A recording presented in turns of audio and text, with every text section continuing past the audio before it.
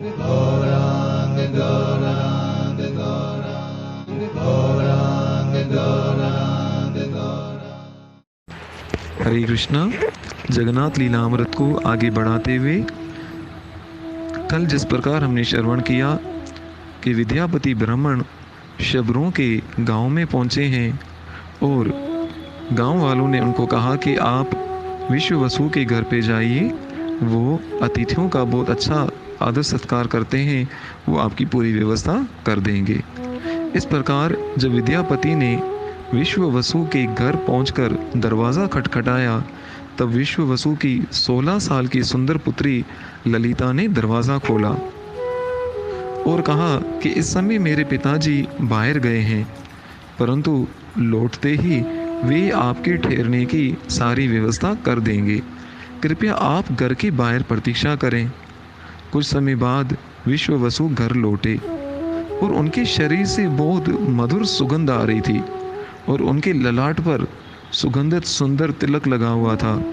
अतिथि को घर के बाहर प्रतीक्षा करते देखकर वे लज्जित होकर बोले, देर से आने के लिए मुझे क्षमा करें, कृपया आप भीतर आइए। विश्ववसु और उनकी पुत्री विद्यापति को घर के भीतर ले आए। विद्यापति का मनोहर रूप और सौम्य स्वभाव देखकर विश्ववसु बड़े प्रसन्न हुए और उन्होंने विद्यापति को कहा, यदि आप चाहें तो यहाँ कुछ दिन रह सकते हैं। फिर उन्होंने अपनी पुत्री ललिता से कहा, इस ब्राह्मण का आदर सत्कार करो तथा इनकी खाने पीने और अन्य आवश्यकताओं का ध्यान रखो। इन्हें यहाँ किसी वस्तु का अभाव नहीं होना चाहिए।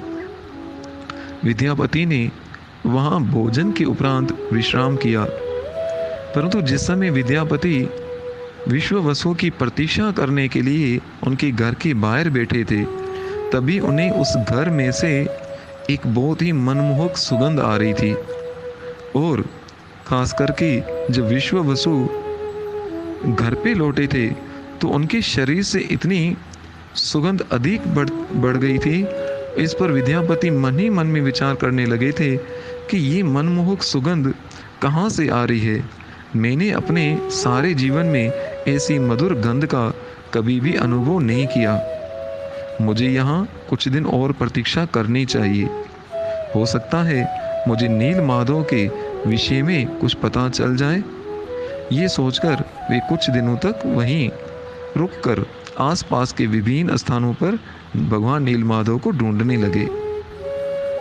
कुछ दिनों तक विद्यापति की निरंतर सेवा करते रहने से ललिता को विद्यापति में प्रीति उत्पन्न हो गई और विद्यापति भी उनसे प्रेम करने लगा और धीरे धीरे दोनों में बहुत घनिष्ठता बढ़ी। तब ललिता के प्रति अत्यंत प्रेम होने के कारण विवाहित होने पर भी विद्यापति ने विश्ववसु से ललिता के साथ विवाह की अनुमति मांगी। विश्ववसु इस विवाह के लिए सहमत हो गए और उन्होंने उसी गांव में उन दोनों का विवाह करा दिया। विश्ववसु ने भी सोचा कि एक तो बहुत सुंदर युवक और इतना विद्वान ब्राह्मण, और विश्ववसु कौन थे, शबर जाति के थे, तो इतना अच्छा दामाद उन्हें नहीं मिल सकता। इसलिए उन्होंने अपनी पुत्री का हाथ विद्यापति के हाथ में दे दिया। इस प्रकार दोनों का विवाह हुआ। विश्ववसु रोजाना बाहर जाते थे और संध्या काल में वापस आने पर बहुत ही प्रसन्न दिखते थे और उनके शरीर से एक अद्भुत सुगंध आती थी। एक दिन विद्यापति ने एकांत में ललिता से कहा कि हे प्रिय, अब तुम मेरी पत्नी हो और मुझे तुम पर पूर्ण विश्वास है। क्या तुम मुझे बता सकती हो कि तुम्हारे पिताजी रोज़ाना पूजा करने के लिए कहाँ जाते हैं और इतनी अद्भुत सुगंध कहाँ से आती है? ललिता ने उत्तर दिया, मैं नहीं बता सकती। मेरे पिताजी की आज्ञा है कि ये रहस्य किसी को भी नहीं बताऊं। ये बहुत ही गोपनीय है। इस प्रकार विद्यापति ने कहा, क्या तुम मुझे भी नहीं बता सकती? तुम मेरी अर्धांगिनी हो, मुझसे अधीन हो, मैं तुम्हारा पति हूँ। इस कारण हमारे बीच में कोई गोपनीय रहस्य नहीं रहना चाहिए। ललिता ने कहा, आप मुझे वचन दीजिए कि इस रहस्य को किसी के सामने प्रकट नहीं करेंगे। तब विद्यापति ने उत्तर दिया, पत्नी को इस प्रकार पति पर संदेह नहीं करना चाहिए। मैं जानता हूँ कि तुम एक पतिव्रता स्त्री हो, इसलिए ये बात तुम्हें मुझे अवश्य बतलानी चाहिए। ये कहकर विद्यापति चुप हो गए। तब ललिता बोली, अच्छा, मैं आपको बतला रही हूँ। मेरे पिताजी भगवान की एक बहुत सुंदर मूर्ति की पूजा करने के लिए जाते हैं। विद्यापति ने पूछा, कौन सी मूर्ति? ललिता ने कहा, मैंने अपने पिताजी को इस रहस्य को प्रकट न करने का वचन दिया था, परंतु आप मेरे पति हैं, इसीलिए मैं आपको बतला रही हूँ। वो भगवान नील माधव की पूजा करने जाते हैं। बस विद्यापति ने जैसे ये सुना, वो अत्यंत प्रसन्न हो गए और विचार करने लगे कि मैं इतने समय से भगवान नील माधव की खोज करने के लिए भटक रहा हूँ, कम से कम आज भगवान नील माधव का नाम तो सुनने को मिला।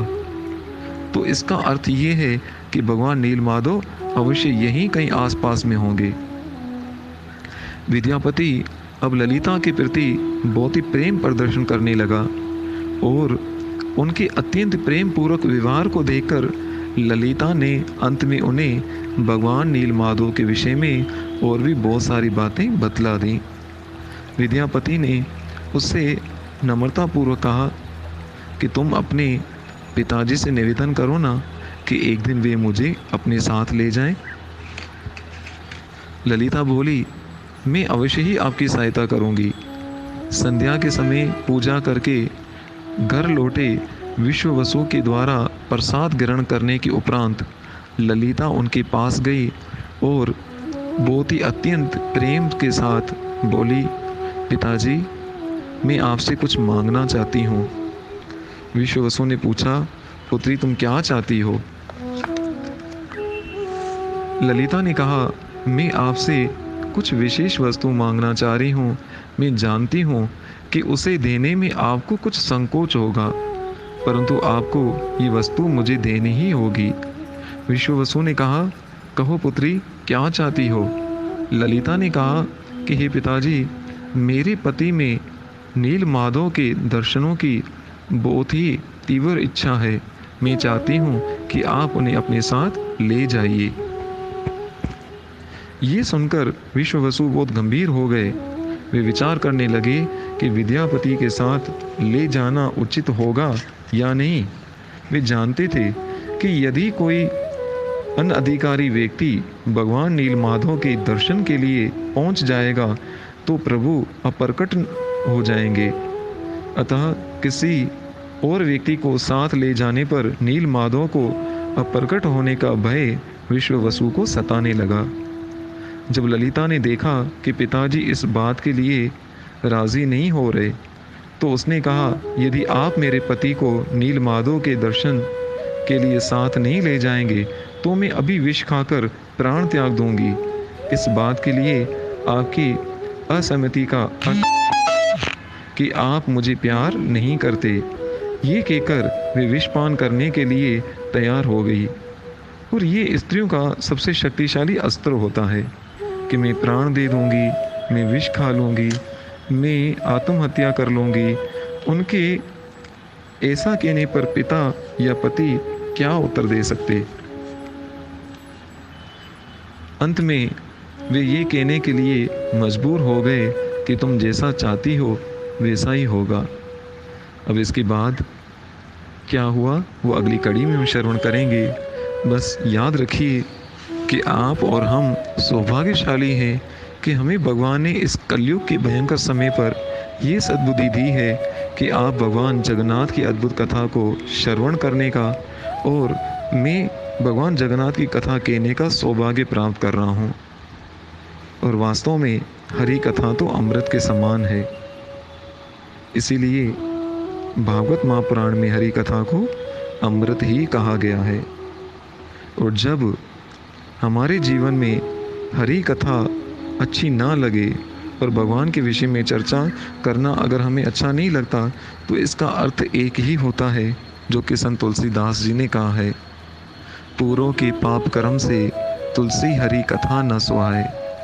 संत तुलसीदास जी कहते हैं कि जब हमारे पाप कर्म बहुत बढ़ जाते हैं तो हमारी रुचि हरि कथा में नहीं होती, भगवान की कथा श्रवण करने में मन हमारा नहीं लगता। तो ये एक प्रकार से मापदंड है कि हमारे पाप बढ़ गए हैं या पुण्य बढ़े हैं। अगर पाप बढ़ गए हैं तो हमें जो सत्य, जो भगवान श्री कृष्ण की लीलाएं हैं, उनको श्रवण करने में आनंद नहीं आता। जबकि यही कहीं कोई पिक्चर लगी हो जिसमें सब झूठ दिखाया जा रहा है, वह हम पैसे देकर भी ज़रूर जाते हैं और बहुत ध्यान से देखते हैं, जबकि उसमें हमारा कल्याण नहीं होता। तो हम भाग्यशाली हैं और हम भगवान जगन्नाथ के विषय में श्रवण करने का सौभाग्य प्राप्त कर रहे हैं। धन्यवाद। इसके आगे क्या हुआ वो अगली कड़ी में हम चर्चा करेंगे। तब तक हरि कथा सुनने की लालसा को अपने मन में सदैव बनाए रखिए और भगवान नाम का गुणगान कीजिए। हरे कृष्ण कृष्ण कृष्ण हरे हरे, हरे राम राम राम हरे हरे। धन्यवाद।